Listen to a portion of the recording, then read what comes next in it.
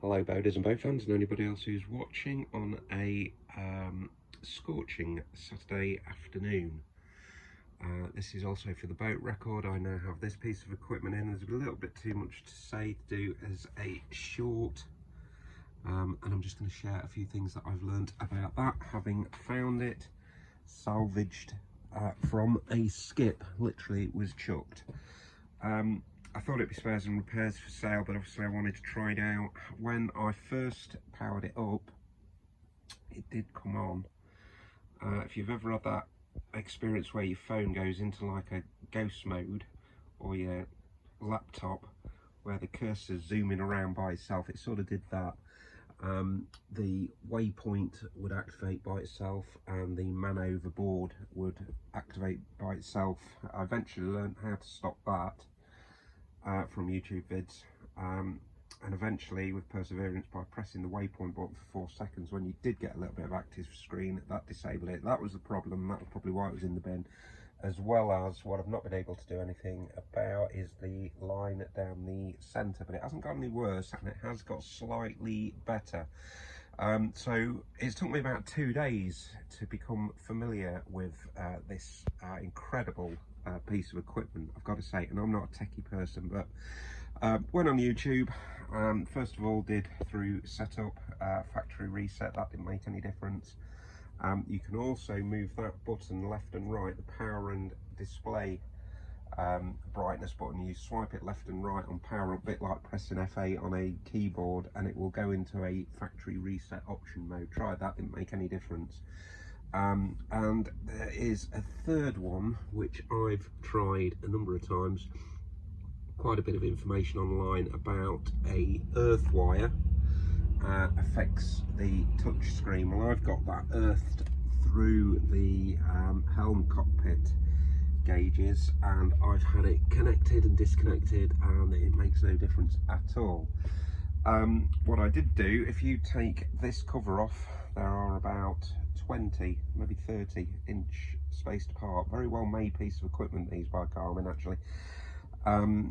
Self-tapping screws, 5mm I think, and there are also, if you can see them there, under those rubber covers, there's one exposed. I think it's a 2mm Allen key machine screw, 8 of them, 4 on each side.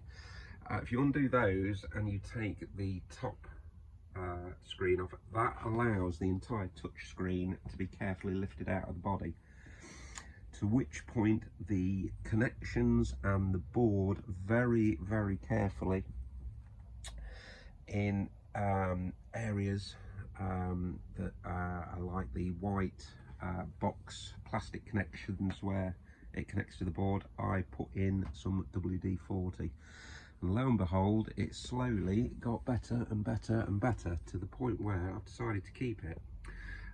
Eagle-eyed viewers would also possibly notice that the bracket, the mounting bracket, I did go back to the skip, and to no avail. It was nowhere to be seen.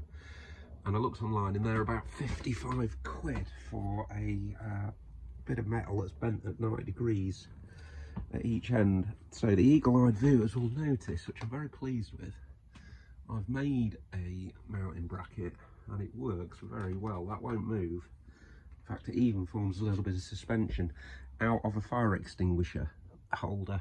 I've bent it in 2 places, so you can literally lift it in and out, and that will sit there. I think that works perfectly. Of course, that was free. The unit was free, but the so it's working, except for that white line. But that isn't necessarily a problem. So we've got Brett's folder there that I created.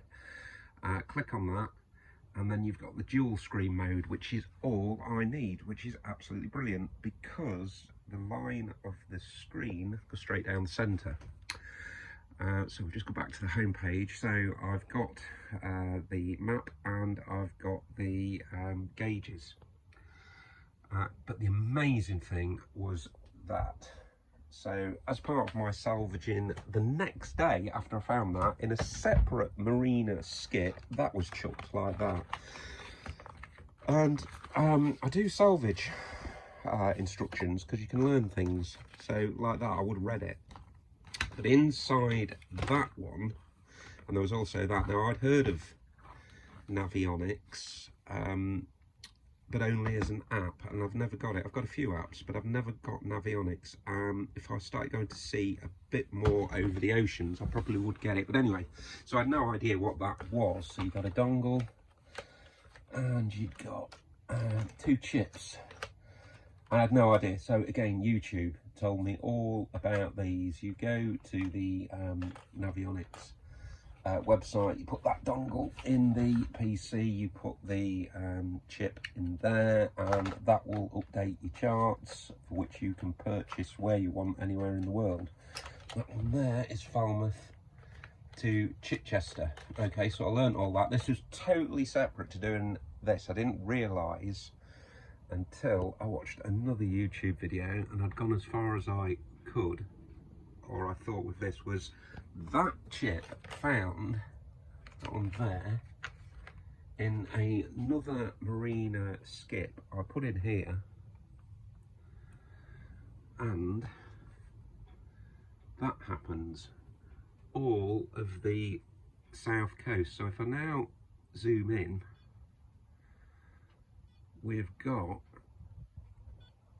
all of the south coast in incredible detail. So you can imagine I got quite excited at that point. That's where I am.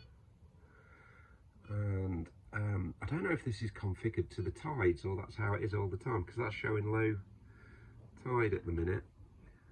And so it's literally high detail of all the south coast. Those red boxes are everywhere that is on that chip. And that was in a separate marine skip. I don't know if it was related to that item. I couldn't believe it. I couldn't believe that had been chucked. I didn't know nothing about it. So now we've got a Raymarine A128 in the helm with all the maps. God knows what the value of that is. Could be nothing, or between nothing and £1,000. I don't know. All I know is I'm very, very pleased with it, and it's fully functioning.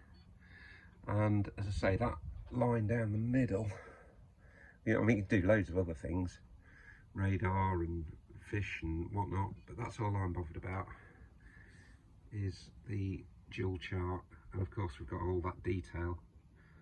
So let me just go back to mine, because I had it set as that one. So I've got the map on both screen, and of course it will do your waypoints and everything in the normal way. So yeah, Raymarine A128 with a mounting bracket running off that gel cell, which is charging off the solar. Absolutely 100% free, with all of the cartography and whatnot. I do get reminders saying your subscription has expired. I just click don't remind me again, and that all went away.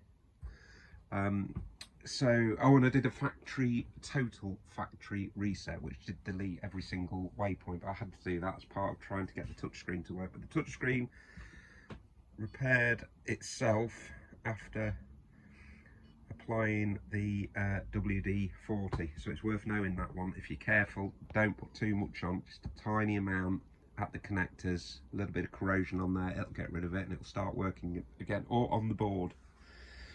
That's it, brilliant.